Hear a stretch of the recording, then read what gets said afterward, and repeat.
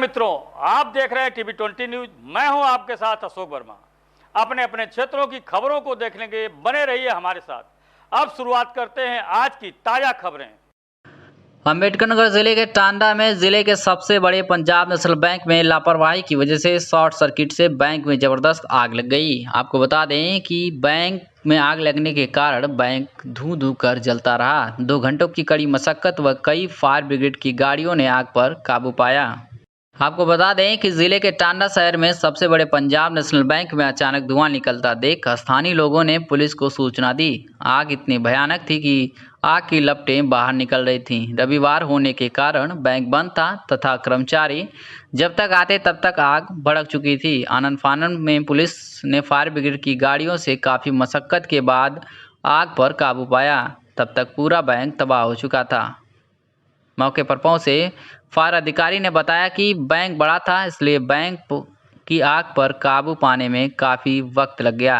इसमें 3 fire brigade की गाड़ियां लगाई गई थीं। उन्होंने बताया कि आग भयानक थी और बैंक बंद होने के कारण नुकसान ज़्यादा हुआ है। क्या कुछ कहा अधिकारी ने, आइए आपको सुनवाते हैं। हमें सूचना मिली एसडीएम साहब द्वारा कि बैंक में आग लग गई है। आप पीछे देख सकते हैं पीएनबी का बैंक है।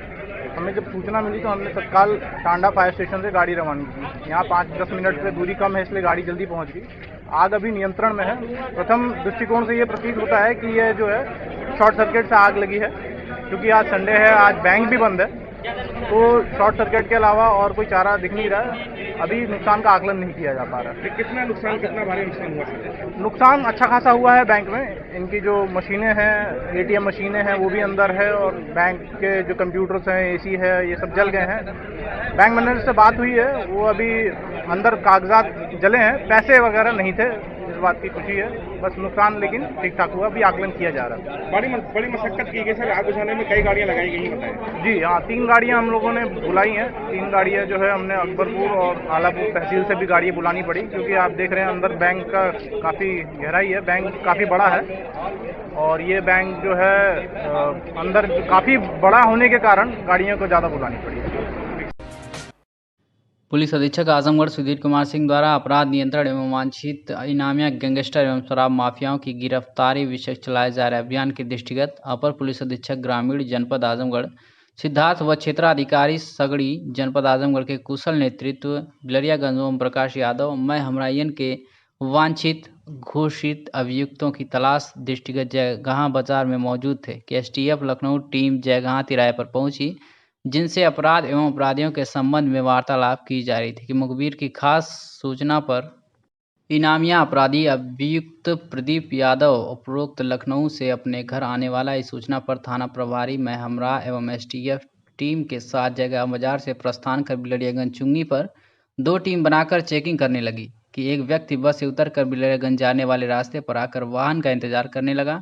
संदिग्ध होने पर जब पुलिस टीम उक्त व्यक्ति के पास अचानक पहुंचकर तलाशी लेते हुए नाम पता पूछने लगी तो उसने अपना नाम प्रदीप यादव पुत्र राम बदन यादव निवासी साहबुद्दीनपुर थाना बिलरियागंज जनपद आजमगढ़ बताया। तफ्तीश होने पर गिरफ्तारी कर अभियुक्त का चालान कर माननीय न्यायालय भेज दिया गया। यूपी के आजमगढ़ में 3 तलाक का मामला सामने आया, जहां पर बरदर थाने की मिर्जापुर गांव की एक महिला को उसके पति ने निकाह के 18 साल बाद 3 तलाक देकर घर से बाहर निकाल दिया है। मायके वाले उसे अपने साथ ले आए हैं। इस बीच बीते 10 वर्ष में उन्होंने हर वो कोशिश की जिससे रिश्ता बना रहे, लेकिन पति अपनी जीत पर अड़ा रहा। आपको बता दें कि पीड़िता ने बरदर थाने में पति सहित ससुराल वालों के खिलाफ केस दर्ज कराया है।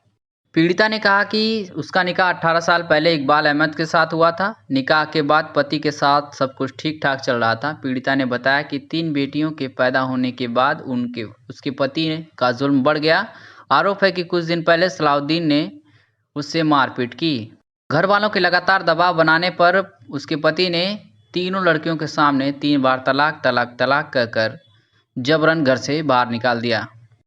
उसके बाद पीड़िता सरजहां पुलिस के पास गई, लेकिन कोई सुनवाई नहीं हुई। न्याय पाने की तलाश में महिला बरदर थाने के महिला हेल्पलाइन पहुंची, जहां पुलिस को अपना दर्ज कह सुनाया। इसके बाद भी महिला हेल्पलाइन की मदद से पीड़िता सरजहां की ओर से कोतवाली पुलिस ने पति के खिलाफ कोई मुकदमा दर्ज तो नहीं किया है। आइए आपको सुनवाते हैं पीड़िता ने क्या कुछ कहा। ग्राम कौन सा पड़ेगा? तो क्या मामला है, क्या जो आप थाना बर्दा जो आई हैं? तो किस बात को लेकर, मतलब उनका तलाक, कुछ बताइए इसके बारे में। लड़ाई मारने पीटने में शुरू का 18-19 साल का उधर मारते पीटते। कौन? आपके पति मौके पे कहाँ रहते हैं? दुकान पर लगे गांव में ही। किसी बात को कोई वजह? मारने की कोई वजह? हाँ, लड़की हुई लड़का हुआ। अच्छा, लड़का नहीं हुआ जी। इसलिए तलाक दे रहे हैं आप? और अभी की क्या स्थिति है? अभी यही स्थिति है कि मारते पीटते हैं कि लड़की लोग की शादी ब्याह करना है तो दूर भागना चाहिए। तलाक किसकी तरफ से दिया जा रहा है? तलाक वही दी। वो तलाक दिए हैं? तो प्रशासन की तरफ से क्या आश्वासन मिला? सूचना आपने दी? हाँ दिए हैं, कोई आश्वासन मिला है आपको? क्या मांग है आपको? आपकी मांग है, मेरी मांग यही है कि शिक्षा मिले तो उसकी सजा मिले। और क्या चाहती हैं? और क्या चाहते हैं? तीन शादी लड़की को शादी अभी हाँ, खर्च हो, खर्च का वहन करे। आप इनकी लड़की हैं? अब आपके पिताजी क्या वास्तव में उनको तलाक दे चुके हैं? पिताजी का नाम क्या है? और आप लोग के साथ उनका कैसा व्यवहार था?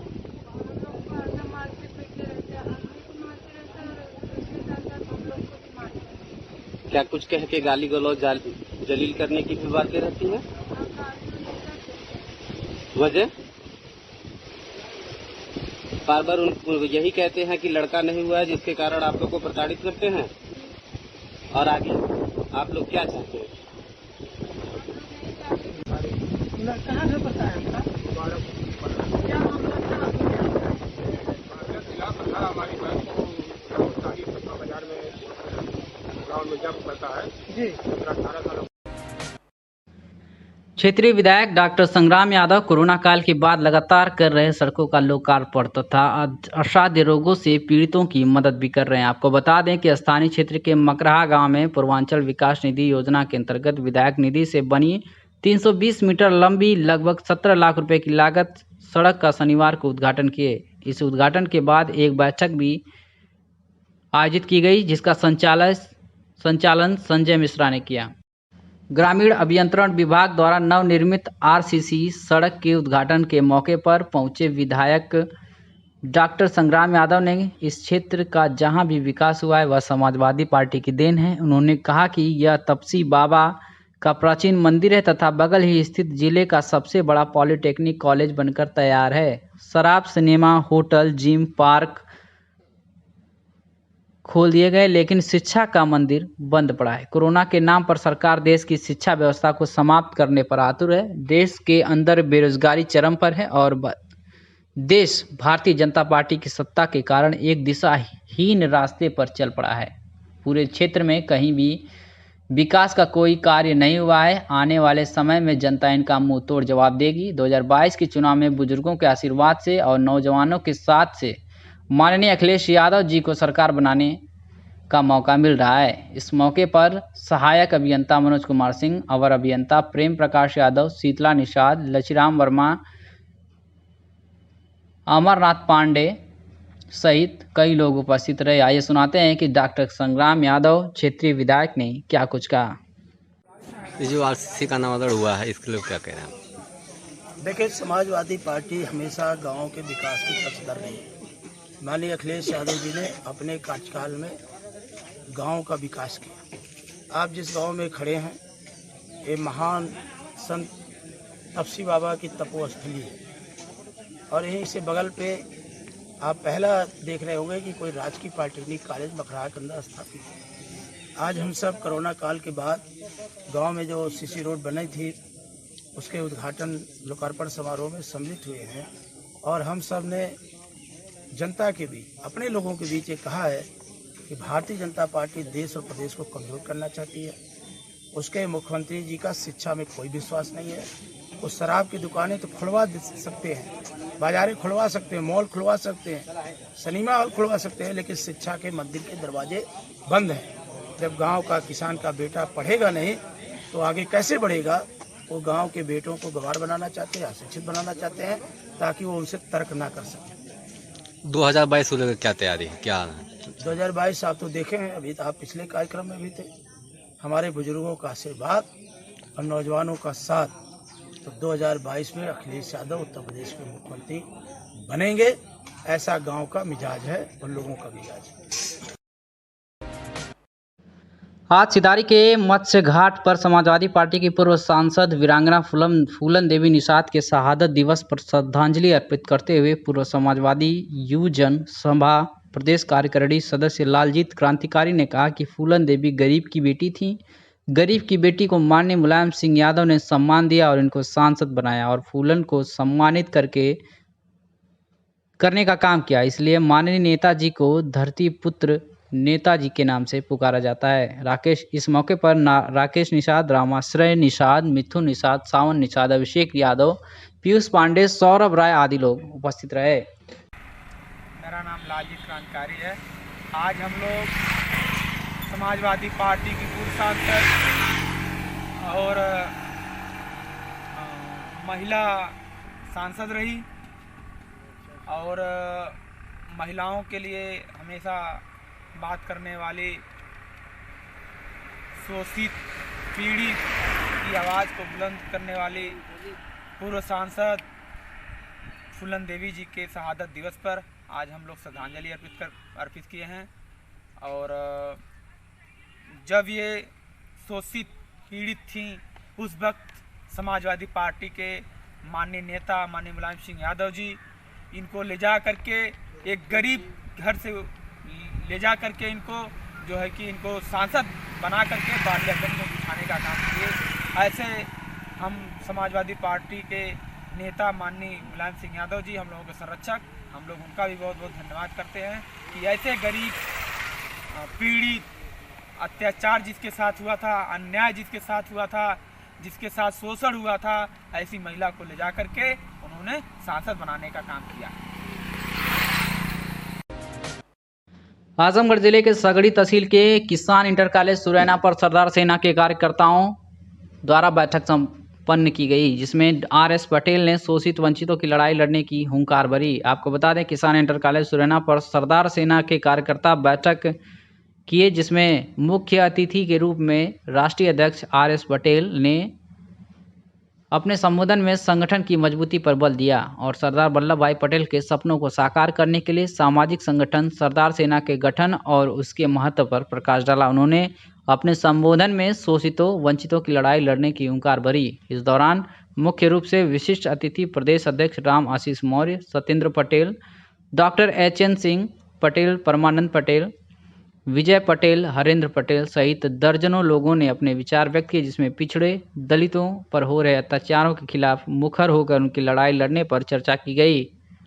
सरदार सेना की बैठक का शुभारंभ सरदार वल्लभ भाई पटेल के चित्र पर पुष्प अर्पित कर महापुरुषों को नमन कर किया गया। अध्यक्षता राम नगीना पटेल व संचालन नागेंद्र पटेल ने। इस दौरान आशुतोष जायसवाल, श्रीनिवास संदीप पटेल सहित सैकड़ों की संख्या में सरदार सेना के कार्यकर्ता मौजूद रहे। कैसे बैठक की और कार्यकर्ताओं के लिए क्या निर्देश दिया? सबसे पहले आपको बहुत बहुत धन्यवाद।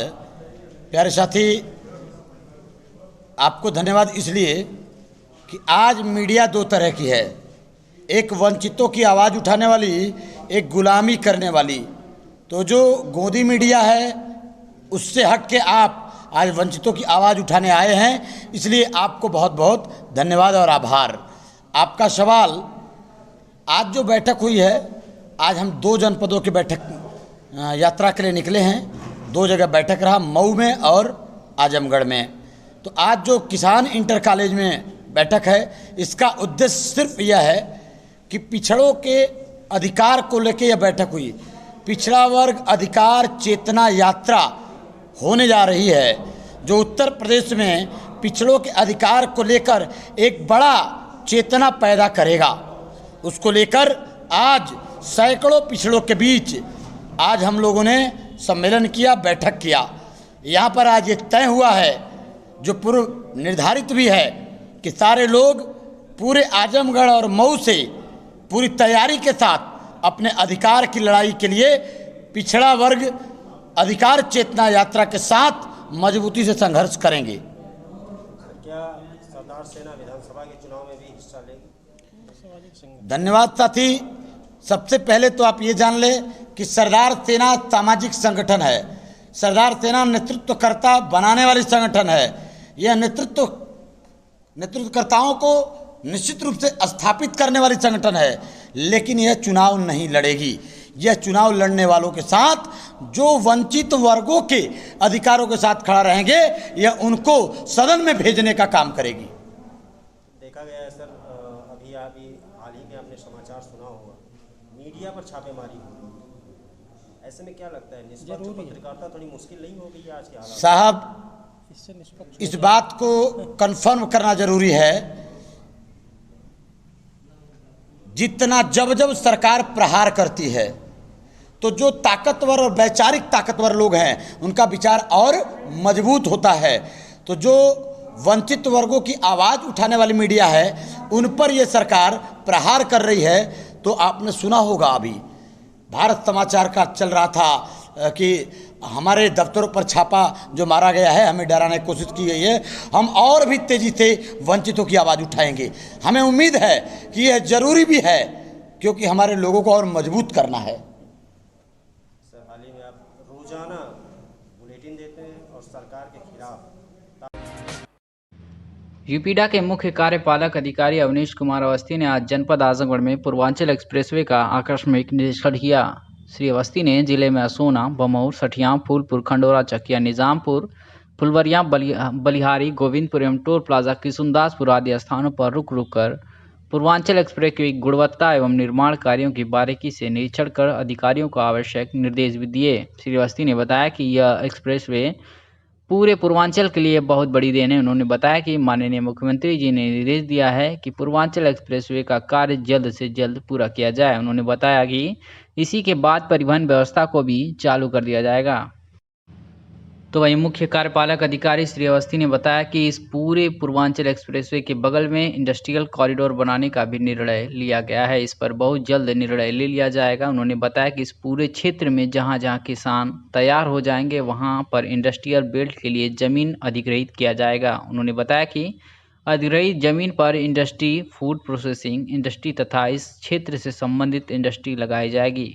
और उन्होंने खुशी जाहिर करते हुए बताया कि आगामी अगस्त तक गाजीपुर से लखनऊ सीधे सड़क मार्ग से पहुंचा जा सकेगा। उन्होंने कहा कि पूर्वांचल एक्सप्रेस में जो भी छोटे मोटे बहुत कम बचे हुए हैं उसे शीघ्र पूरा कर लिया जाएगा। निरीक्षण के दौरान डीआईजी सुभाष चंद्र दुबे, जिलाधिकारी राजेश कुमार, पुलिस अधीक्षक सुधीर कुमार सिंह, एसडीएम सदर वागीश कुमार शुक्ला, यूपीडा के संबंधित अधिकारी उपस्थित रहे। 10:50 से मैंने शुरू किया है और आज 3:30 अभी यहाँ बज रहे हैं और जगह जगह हम लोग रुकते हुए आ रहे हैं। मेरे ख्याल से अगले हफ्ते तक पूरा हमारा मेन कैरेज में थ्रू हो जाएगा, यानी हम पूरी सड़क पास कर जाएंगे और हम डीएम आजमगढ़ साहब को कहेंगे कि अगली बार जब लखनऊ आए तो वो सड़क के थ्रू ही आए। तो ये एक पूरे पूर्वांचल के लिए बहुत बड़ी देन है।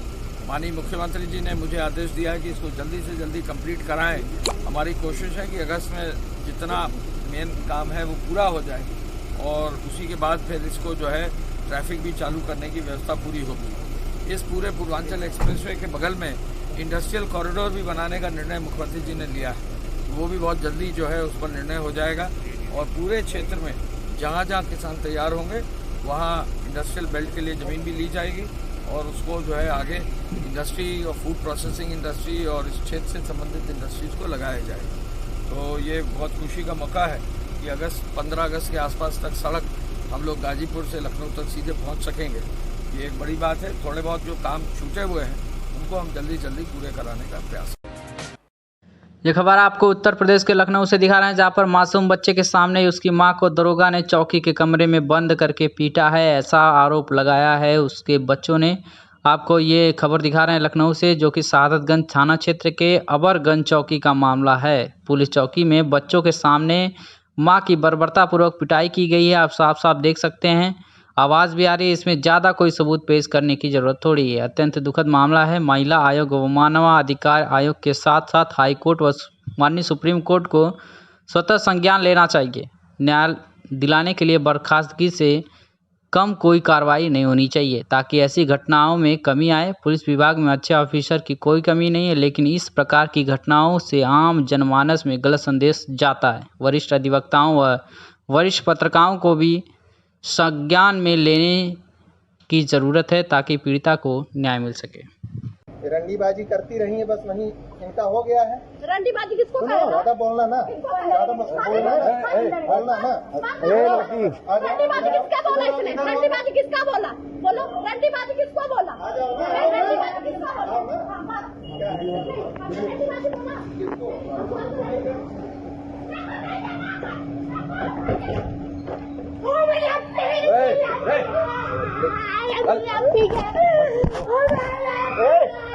छोड़ो, खत्म करो।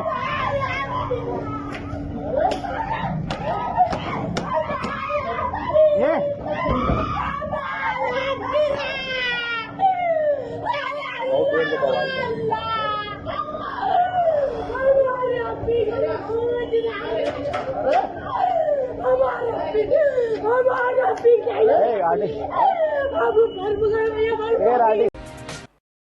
ये खबर आपको उत्तर प्रदेश के अम्बेडकर नगर से दिखा रहे, जहाँ पर बसपा ने प्रबुद्ध सम्मेलन कर ब्राह्मणों को जोड़ने की कवायद शुरू कर दी है। आपको बता दें कि अयोध्या में 23 जुलाई को प्रबुद्ध सम्मेलन करके बसपा ने 2022 विधानसभा चुनाव का आगाज कर दिया है। इसी क्रम को आगे बढ़ाते हुए बसपा ने अब राजनीतिक गढ़ अम्बेडकर नगर में भी प्रबुद्ध सम्मेलन कर ब्राह्मणों को जोड़ने की कवायद शुरू कर दी है। इसी क्रम में कल शाम को कटेरी विधानसभा के बेनीपुर पहुंचे बसपा महासचिव सतीश चंद्र मिश्रा ने प्रबुद्ध सम्मेलन को संबोधित किया। उन्होंने बीजेपी सरकार पर हमला करते हुए कहा कि इस सरकार में प्रबुद्ध समाज और दलितों का उत्पीड़न किया जा रहा है। सतीश चंद्र मिश्रा ने प्रबुद्ध समाज और अन्य समाज से बीजेपी को उखाड़ फेंकने का आह्वान किया है। साथ ही मीडिया संस्थानों पर हुई छापेमारी को लेकर सतीश चंद्र मिश्रा ने बीजेपी की अघोषित इमरजेंसी करार दिया। उन्होंने कहा कि 2022 में मायावती को मुख्यमंत्री बनाने के लिए चुनाव का आगाज हो चुका है। क्या कुछ कहा सतीश चंद्र मिश्रा ने, आइए आपको सुनवाते हैं।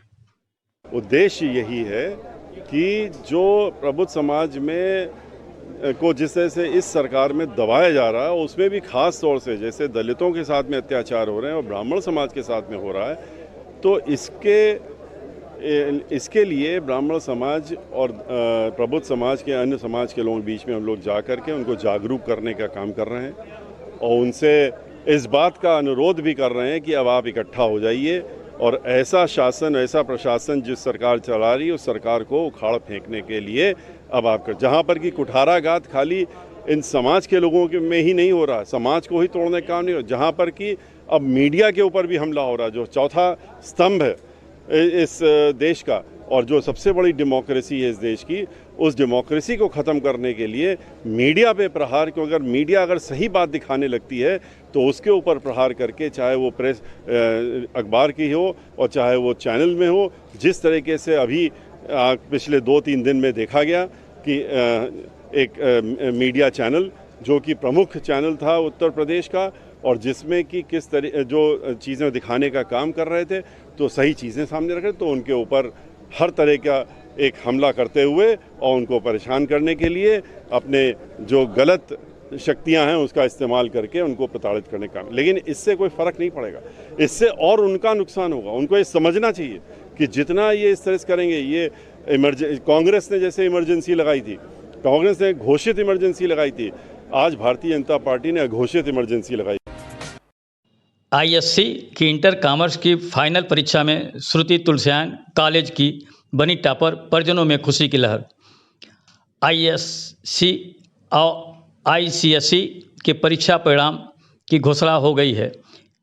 इस परीक्षा परिणाम में जहां कई छात्रों ने जिले में टॉप किया है, वही कई छात्रों ने कॉलेज में टॉप कर अपने कॉलेज का नाम रोशन किया है। लेकिन वहीं इन सभी छात्रों को मलाल है कि अगर परीक्षा होती तो वह अच्छा कर सकते थे। ज्योति निकेतन की छात्रा श्रुति तुलसियान ने इंटर कॉमर्स की फाइनल परीक्षा में 90.4% अंक पाकर पहले स्थान पर, वह दूसरे नंबर पर आयुषी दुबे 90% अंक पाकर तीसरे नंबर पर मितुल रुंगटा जिनको 89.8 अंक हासिल हुआ है। अपने कॉलेज में इन तीनों छात्रों ने टॉप किया है। आपको बता दें कि श्रुति तुलसियान के पिता कृष्ण मुरारी तुलसियान व बड़े पिता बलराम तुलसियान शहर के चौक स्थित बिन्नी सेल्फ सेंटर के मालिक हैं और शहर के प्रतिष्ठित व्यवसायियों में इनकी गिनती होती है। इन दोनों भाइयों के 6 बच्चे हैं जो सभी मेधावी हैं। श्रुति तुलसियान का कहना है कि वो अपनी सफलता का श्रेय अपने गुरुजनों व माता पिता के साथ ही बड़े बाबूजी को देना चाहूँगी। श्रुति तुलसियान का कहना है कि वह सीए बनना चाहती है। आइए सुनाते हैं कि आगे के पढ़ाई के बारे में श्रुति तुलसियान ने क्या कुछ कहा। बताइए, कल रिजल्ट मिला है, कितनी खुशी हुई आपको? हमको बहुत खुशी मिली है। कल गुरु पूर्णिमा थी और उसी दिन मेरा रिजल्ट निकला, तो मेरे गुरु, सबसे पहले मेरे पेरेंट्स जो मेरे सबसे बड़े गुरु हैं उनको मैं शुक्रिया करना चाहूँगी। फिर मेरे सारे शिक्षकगण जो मेरे लिए एक रे ऑफ होप थे मेरी लाइफ में, उनको मैं थैंक यू कहना चाहूँगी उस गुरु पूर्णिमा के अवसर पे मेरे रिजल्ट निकलने की खुशी में, जिनके कारण मैं कामयाब नहीं रहती, लेकिन उनका सपोर्ट, उनका साथ मेरे साथ था, तो मैं कामयाब रही। आगे क्या करने की विचार आपको? मेरा आगे मैं सीए करना चाहती हूँ आगे। और आगे की पढ़ाई इसके अलावा? इसके आगे हम बीकॉम भी करेंगे, सीए भी करेंगे और आगे सीएफए भी करने का मैं सोचूंगी सीए के बाद। चलिए, टीवी 20 न्यूज़ को आपको सलाम है इसके लिए, धन्यवाद आपको। आज श्रावण मास के प्रथम दिन आजमगढ़ जिले के सिधारी मोहल्ले में श्री गौरी शंकर मंदिर ट्रस्ट द्वारा आयोजित श्री महापुराण कथा का शुभारंभ ढोल बाजे व कलश यात्रा के साथ प्रारंभ हुआ, जिसमें कुसुमलता सिंह सहित 11 सुहागिन महिलाओं द्वारा वैदिक मंत्रोच्चार के साथ कलश पूजन किया गया। पत्रकारों से हुई बातचीत में श्री गौरी शंकर मंदिर ट्रस्ट के प्रबंधक बाबू पुच्चा सिंह रेड़ा ने बताया कि लगातार 7वें वर्ष श्री महापुराण कथा का आयोजन श्री गौरी शंकर मंदिर कुसुम एनेक्सी के प्रांगण में किया गया है, जो आज 25 जुलाई दिन रविवार से प्रारंभ होकर 22 अगस्त दिन रविवार तक प्रतिदिन 3 बजे से शाम 5 बजे तक चलेगा, जिसमें वैजनाथ धाम से पधारे आचार्य अजय कुमार के द्वारा कथा सुनाया जाएगा। तत्पश्चात 22 अगस्त को भव्य भंडारे का आयोजन भी किया जाएगा, जो 11 बजे से शाम 5 बजे तक चलेगा, जिसमें सभी से निवेदन किया गया है कि कोविड-19 के नियमों का पालन करते हुए प्रतिदिन कथा का श्रवण करते हुए भंडारे का प्रसाद ग्रहण करें। और गौरी शंकर मंदिर ट्रस्ट द्वारा श्री गौरी शंकर मंदिर में इच्छापूर्ति नर्मदेश्वर महादेव की मूर्ति स्थापित की गई है, जिसके बारे में मान्यता है कि इनका दर्शन पूजन करने से इंसान के हर मनोकामनाएं पूर्ण होती हैं। इस मौके पर बॉबी रेड़ा, विश्वजीत सिंह, राजू सिंह, मुनीब नायक यादव सहित काफ़ी संख्या में महिला पुरुष उपस्थित रहे और लोगों ने प्रसाद ग्रहण किया। क्या कुछ कहा बाबू पुच्चा सिंह रेड़ा, आप भी सुने इस हमारी खास रिपोर्ट में। जी सर, सबसे पहले अपना परिचय दीजिए सर। मैं बाबू पुच्चा सिंह रेड़ा, इच्छापूर्ति श्री गौरी शंकर मंदिर के प्रांगण में ये 7वां वर्ष है। भगवान शिव की आराधना हेतु महीने भर सावन के पूरे मास 25 जुलाई 2021 से लेकर 22 अगस्त 2021 तक ये कथा चलती है श्री शिव पुराण की। इसके पंडित जी बैजनाथ धाम के आए हुए हैं। कोविड को ध्यान में रखते हुए समुचित दूरी बनाकर मास्क लगाकर सारी औरतें आती हैं और कथा सुनती हैं। 22 अगस्त 2021 को 11 बजे से लेकर 5 बजे तक भव्य भंडारे का आयोजन किया गया। हर वर्ष की भांति इस वर्ष भी। आजमगढ़ के महाराजगंज पुलिस को मिली सफलता। गैंगस्टर एक्ट से संबंधित वांछित अभियुक्त रामनिवास उर्फ प्रमुख को गिरफ्तार कर लिया है। आपको बता दें, वांछित अपराधियों की गिरफ्तारी के संबंध में चलाए गए अभियान के क्रम में पुलिस अधीक्षक आजमगढ़ सुधीर कुमार सिंह द्वारा दिए गए निर्देश के क्रम में अपर पुलिस अधीक्षक ग्रामीण व क्षेत्राधिकारी सगड़ी के कुशल नेतृत्व में गजानन चौबे मय हमराई द्वारा देखभाल क्षेत्र में मामूर थे कि जरिए मुखबिर के खास पे सूचना मिली कि गैंगस्टर एक्ट से संबंधित वांछित अभियुक्त रामनिवास उर्फ प्रमुख सन ऑफ झब्बर यादव नवरार देवारा जदीद किया दोमन थाना महाराजगंज जनपद आजमगढ़ कटान बाजार में एक मिठाई दुकान के पास खड़ा है। और मुखबिर की सूचना पर विश्वास करते हुए प्रभारी निरीक्षक महाराजगंज में हमरा द्वारा मुखबिर द्वारा बताए गए स्थान पर पहुंचकर मुकदमा उपरोक्त में संबंधित अभियुक्त को कटान बाजार में एक मिठाई की दुकान से गिरफ्तार कर न्यायालय भेज दिया है।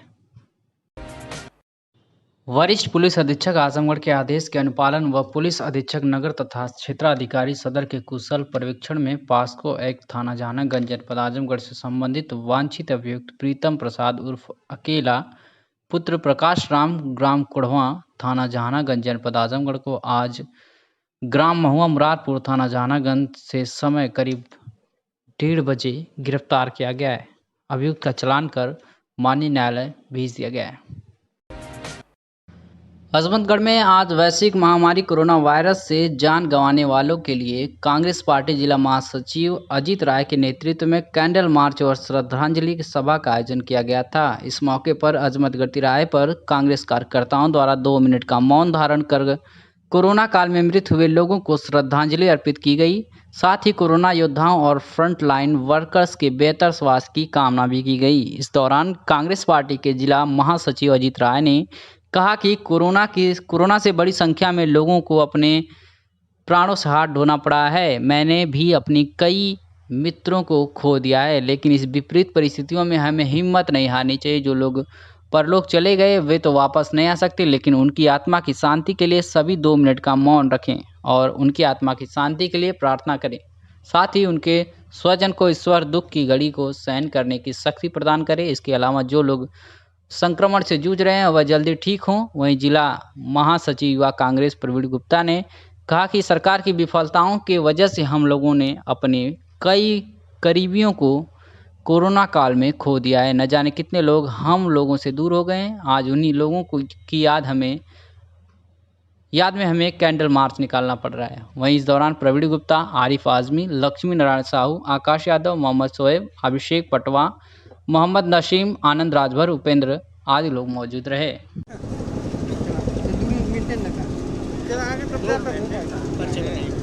मेरा नाम अजीत राय है। मैं जिला महासचिव कांग्रेस कमेटी आजमगढ़ विधानसभा शरड़ी का मैं प्रभारी हूँ। आज आपके द्वारा किस तरह का कार्य किया जा रहा है?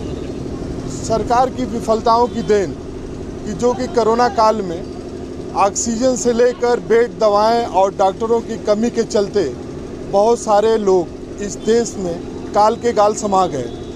उनके लिए आज हम सभी भाइयों, सभी साथियों द्वारा कैंडल मार्च निकाला गया और मृत आत्माओं की शांति के लिए शोक सभा का आयोजन किया गया है। जिलाधिकारी राजेश कुमार द्वारा कैंप कार्यालय पर देर रात रिज्यूम ऐप के माध्यम से आयुष्मान भारत योजना की समीक्षा बैठक की गई। इस अवसर पर जिलाधिकारी ने बताया कि आयुष्मान भारत योजना के तहत छूटे हुए पात्र परिवारों का आयुष्मान कार्ड बनाने के लिए 26 जुलाई 2021 से विशेष अभियान आयुष्मान भारत गोल्डन कार्ड पखवाड़ा चलाया जाएगा। यह अभियान 9 अगस्त 2021 तक चलेगा। उन्होंने बताया कि आयुष्मान भारत योजना के तहत 1,41,549 परिवार शामिल हैं। 62,867 परिवारों का आयुष्मान कार्ड बनाया जा चुका है। और जिलाधिकारी ने कहा कि प्रतिदिन सभी स्वास्थ्य सेवाएं ब्लॉकों के जन सुविधा केंद्र पर आयुष्मान कार्ड बनाए जाएंगे। साथ ही ग्राम प्रधान, पंचायत सचिव, रोजगार सेवक, आशा की जिम्मेदारी पूर्वक कार्य करने के निर्देश दिए गए हैं। उन्होंने कहा कि जिन जिन ग्रामों में 50 से ज़्यादा लाभार्थियों के आयुष्मान कार्ड बनाए जाने हैं वहां कैंप लगाकर लाभार्थियों के आयुष्मान कार्ड बनाए जाएंगे। आगे जिलाधिकारी ने कहा कि आयुष्मान भारत योजना के अंतर्गत विशेष अभियान में बनाए जा रहे आयुष्मान कार्ड की फ्री ब्लॉकवार समीक्षा प्रतिदिन की जाएगी। इस अवसर पर समस्त उपजिलाधिकारी, खंड विकास अधिकारी, MO, IC, ACMO, deputy CMO उपस्थित रहे।